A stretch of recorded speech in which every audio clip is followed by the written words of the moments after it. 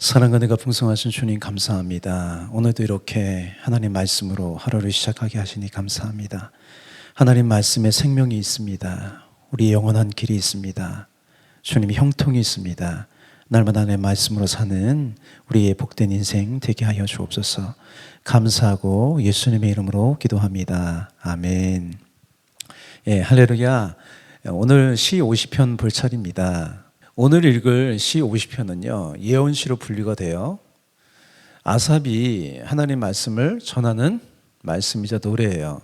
그래서 50편은요 예언서와 같이 직접 하나님께서 사람에게 하시는 말씀으로 구성이 되었습니다.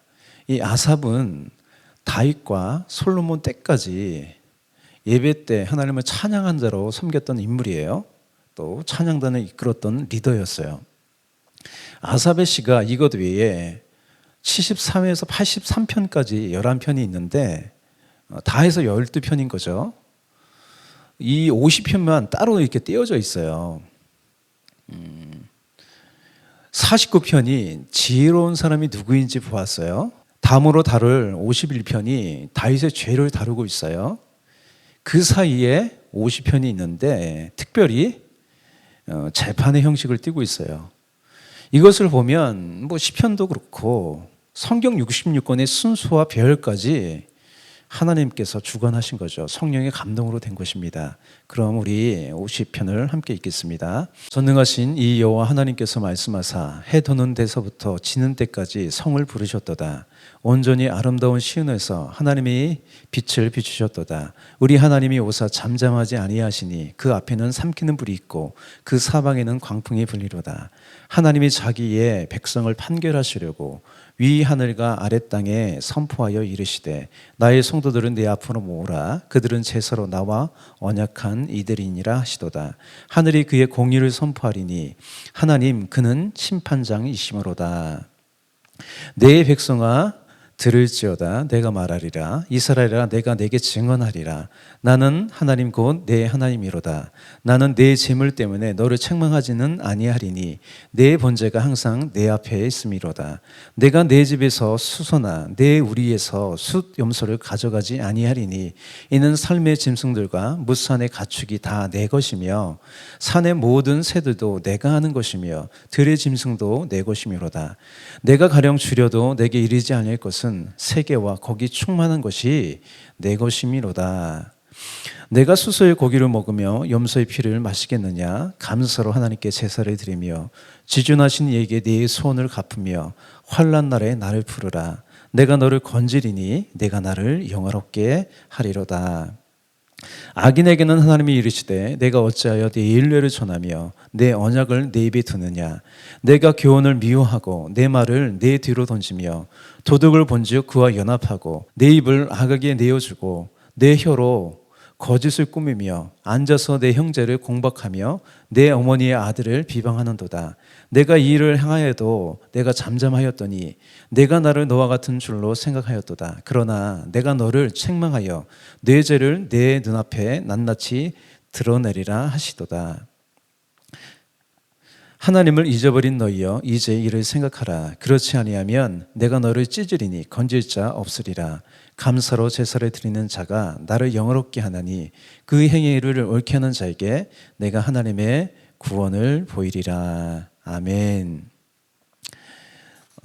첫 부분은요 1절에서 6절로 재판하시는 하나님 자신을 드러내세요. 1절에 이렇게 되어 있죠. 전능하신 이 여호와 하나님께서 말씀하사 해 도는 데서부터 지는 때까지 세상을 부르셨도다. 여기 하나님에 대한 호칭이 세 가지가 결합해서 나와요. 전능하신 이 여호와 또 하나님인 거죠. 이 호칭은요 가장 높으신 하나님의 권세와 능력을 드러내는 호칭이에요. 특별히 하나님 말씀에 대한 권위예요. 하나님은요 허투루 말씀하지 않으세요. 어미하신 하나님 말씀이죠. 또 해 돋는 데서부터 지는 데까지라고 하는데 하나님이 지으시고 통치하시는 온 세상을 가리킵니다. 2절의 시온의 아름다운 빛과 3절의 모든 것을 삼키는 불과 광풍은요 하나님의 놀라운 은총이죠. 은총과 더불어 어떤 것도 대적할 수 없는 어미하신 하나님의 모습을 드러냅니다. 계시록에 보면 예수님의 모습이 이렇게 묘사되었어요.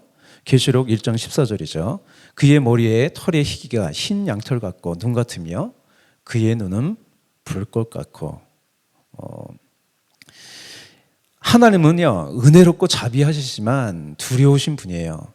그래서 바울이 로마서 11장에서 하나님의 인자와 어미를 보라고 하면서요 경고하는 거예요.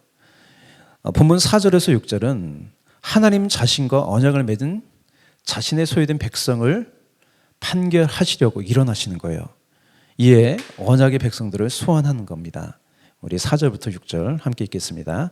하나님이 자기의 백성을 판결하시려고 위 하늘과 아래 땅에 선포하여 이르시되 나의 성도들을 내 앞에 모으라.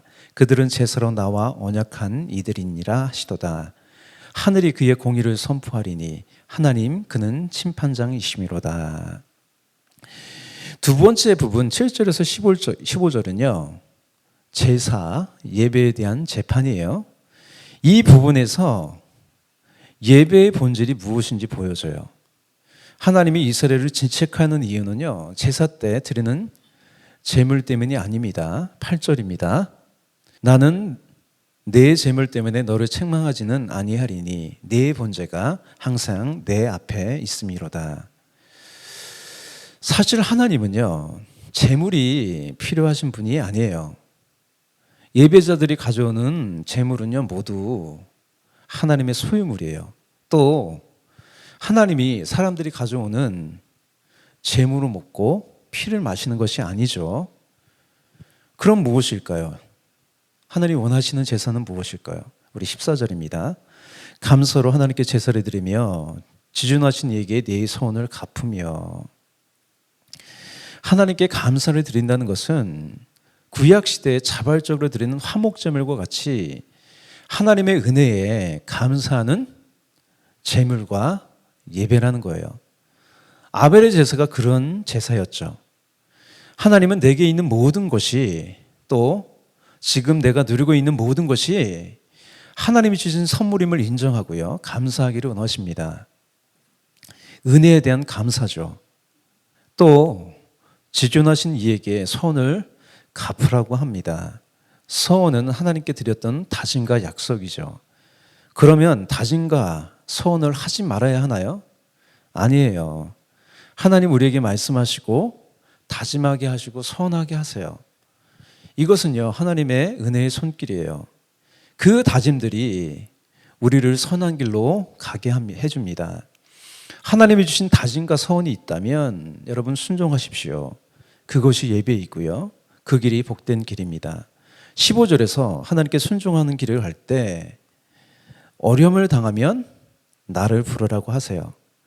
건져주시겠다고 약속하십니다. 우리 15절 함께 읽겠습니다. 환난 날에 나를 부르라. 내가 너를 건지리니 내가 나를 영화롭게 하리로다. 하나님께 예물을 들고 나오는 감사의 다짐과 소원이 있고 또 그 길을 갈 때 환난 중에 도우시는 하나님을 경험하고 또 감사하고 찬양하는 거죠. 이것이 예배입니다. 세 번째 부분 16절에서 21절은요 악인에 대한 재판이에요. 하나님이 여기에서 악인이 누구인지에 대해서 말씀하시는데 하나님과 관계없는 사람이 아니에요. 하나님의 법이 있는 사람인데 하나님의 법을 버리고 하나님 말씀과 무관하게 하는 사람이에요. 17절에 이렇게 되어 있어요. 내가 교훈을 미워하고 내 말을 내 뒤로 던지며. 하나님의 말씀을 들으려고도 하지 않고 하나님 말씀을 떠나 자기 마음대로 살아간다는 거예요. 이것이요 우상을 섬기는 죄와 같은 거죠. 사무엘상 15장 22절 23절 이렇게 되어 있어요. 사무엘이 이르되 여호와께서 번제와 다른 제사를 그의 목소리를 청종하는 것을 좋아하심 같이 좋아하시겠나이까. 순종이 제사보다 낫고 듣는 것이 수장의 기름보다 나으니 이는 거역하는 것은 점치는 죄와 같고. 하나님 말씀을 듣지 않는 것 점치는 죄와 같다고 하는 거예요. 또 완고한 것은요 하나님 말씀을 듣지 않는 거죠. 사신 우상에게 절하는 죄와 같음이라. 18절부터 언급되는 죄악들은요 10계명의 이제 대인 계명인 거죠. 이렇게 되어 있어요. 도덕을 본즉 그와 연합하고 간음하는 자들과 동료가 되며 내 입을 악에게 내어주고 내 혀로 거짓을 꾸미며 앉아서 내 형제를 공박하며 내 어머니의 아들을 비방하는도다. 19절에서 20절 안에는요, 이 거짓 증거하는 죄가 들어있어요. 뭐 도둑질하는 것, 간음하는 것. 그런데 이 거짓 증거하는 죄도요, 살인죄하고 같은 거죠. 입으로 사람을 죽이니까요. 이 사람들은 악을 행하면서 이렇게 생각한다는 거예요. 그것이 21절이죠. 내가 이 일을 행하여도 내가 잠잠하였더니, 하나님은 잠잠하신다는 거예요. 내가 나를 너와 같은 줄로 생각하였도다. 악인은요, 자신이 저지르는 악에 대하여 즉각적인 심판이 없음을 보고 하나님의 침묵을 암묵적인 동조이거나 또 하나님이 나의 모든 삶에 관여하지 않는다고 생각합니다. 한마디로 하나님을 두려워하지 않는 거죠. 베드로는요, 이런 자들에게 이렇게 말합니다. 이르되 주께서 강림하신다는 약속이 어딨느냐? 조상들이 잔후로부터 만물이 처음 창조될 때와 같이 그냥 있다 하니, 사랑하는 자들아, 주께는 하루가 천년 같고 천년이 하루 같다는 이 한 가지 일을 잊지 말라. 주의 약속은 어떤 이에 이들의 더디다고 생각하는 것 같이 더딘 것이 아니라 오직 주께서는 너희에 대하여 오래 참으사 아무도 멸망하지 아니하고 다 회개하기에 이르시기를 원하시느니라. 하나님의 침묵은요, 묵인이 아니고 유보이고 인내죠. 그러나 인내를 깨시고 심판하시는 날은 반드시 와요. 그것이요, 내일이 될 수도 있어요. 이제 22절, 23절은요, 마지막 그 하나님의 사랑의 호소이자 경고입니다. 우리 다 같이 읽을게요. 하나님을 잊어버린 너희여, 이제 이를 생각하라. 그렇지 아니하면 내가 너희를 찢으리니 건질 자 없으리라. 감사로 제사를 드리는 자가 나를 영화롭게 하나니 그의 행위를 옳게 하는 자에게 내가 하나님의 구원을 보이리라. 이 말씀에 찢어버리는 심판과 구원이 동시에 있어요. 저는 50편을 보면서 성경 66권과 좀 유사하다는 생각이 들어요. 성경에는요, 하나님의 사랑도 있고요, 심판도 있어요. 하나님은요, 사랑으로 경고하시며 인내하시지만 또 심판도 있다는 거죠. 우리에게 오늘이 있다는 것은 하나님이 주신 기회가 있다는 거예요. 이런 기회가 한없이 주어지는 건 아니에요. 끝이 있어요. 또 기회는 영원하지 않아요. 하나님을 잊어버린 너희여 라고 부르시면서 우리를 초청하시는 거예요. 돌이키라고 하시는 거예요. 여러분, 그 하나님의 사랑의 음성에 바르게 응답하십시오. 바로 지금이, 오늘이 은혜의 날이고 구원의 날입니다. 우리 고린도후서 6장 1절 2절 다 같이 읽겠습니다.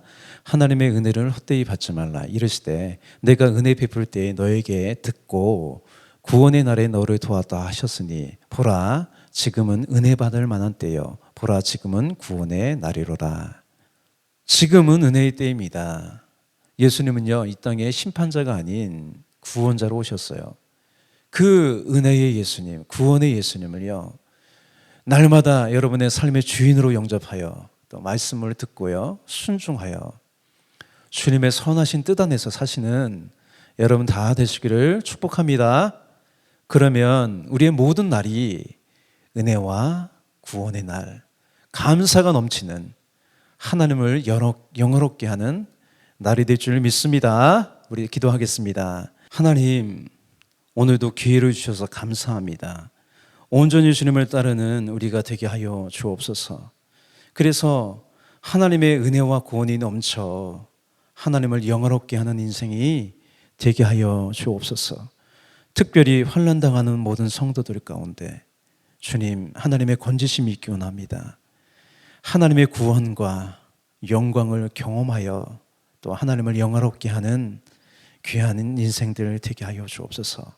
감사하고 예수님의 이름으로 기도합니다. 아멘.